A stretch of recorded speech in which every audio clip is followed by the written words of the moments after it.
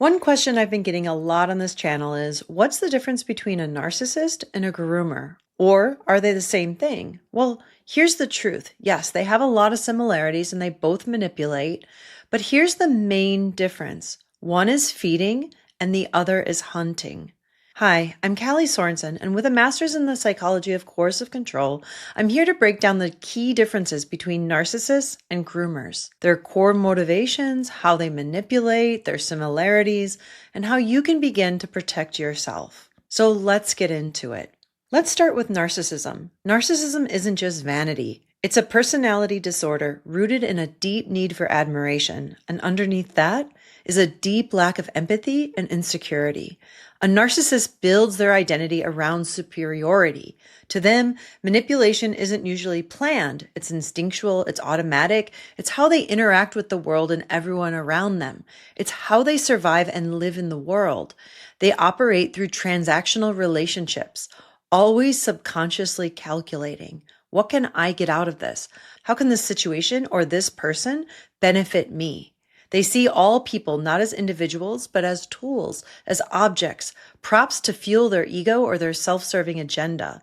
The bottom line, a narcissist is driven by their own needs and desires, and they'll use anyone to meet them and maintain their sense of superiority.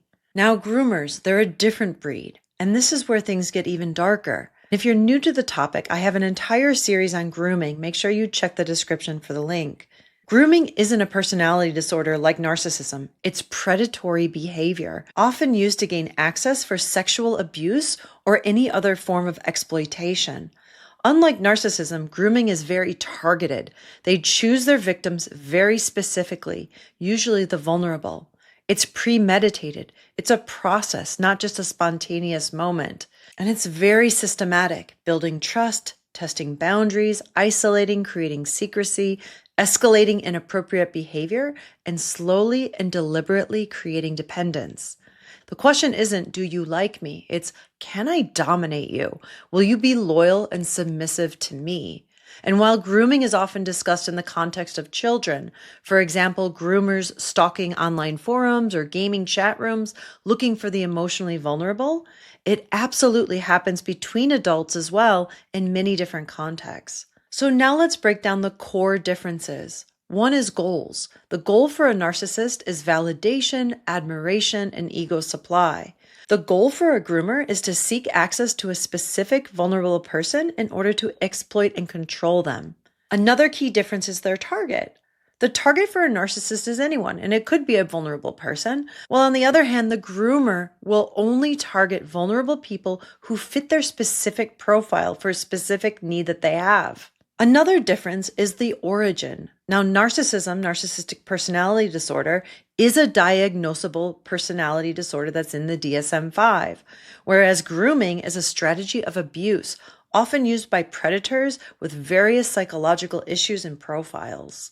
So now let me simplify this with a car salesman analogy. The narcissist is like a car salesman trying to pitch to everyone who walks in. It's like a numbers game. They use their charm, confidence, persuasion tactics to draw people in because every person is a potential source of admiration, validation, ego fuel, or an object used to get that car sold. They don't necessarily care about who buys the car as long as somebody does. Their goal is volume, attention, and success in the moment.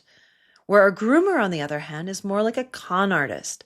They target one vulnerable person. They would study them, mirror them, research. They build rapport, learn their weaknesses, and then slowly, methodically, they shape the relationship to get exactly what they want. And then they strike. It's personal, it's intentional, and it's often invisible to everybody else.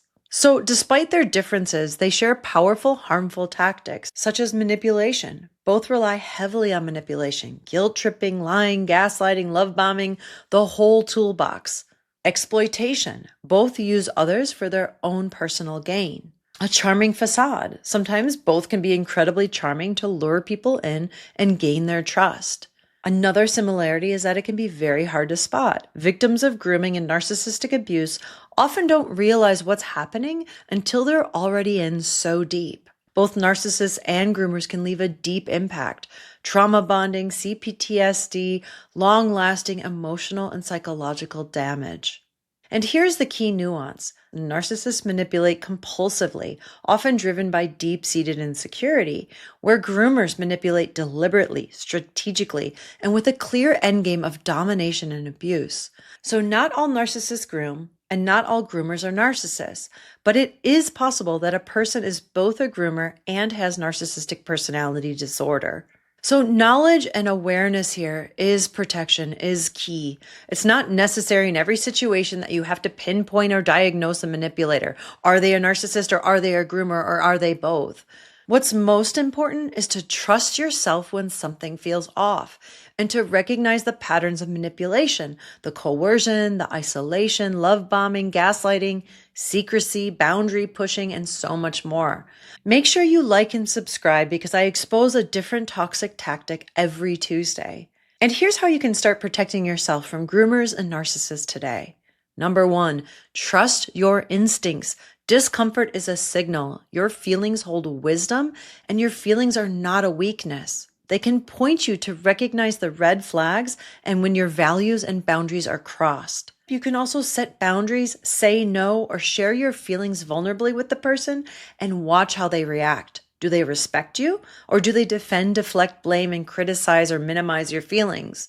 Make sure that you don't ignore the red flags in the name of love, loyalty, obligation, fear, or just to maintain a connection.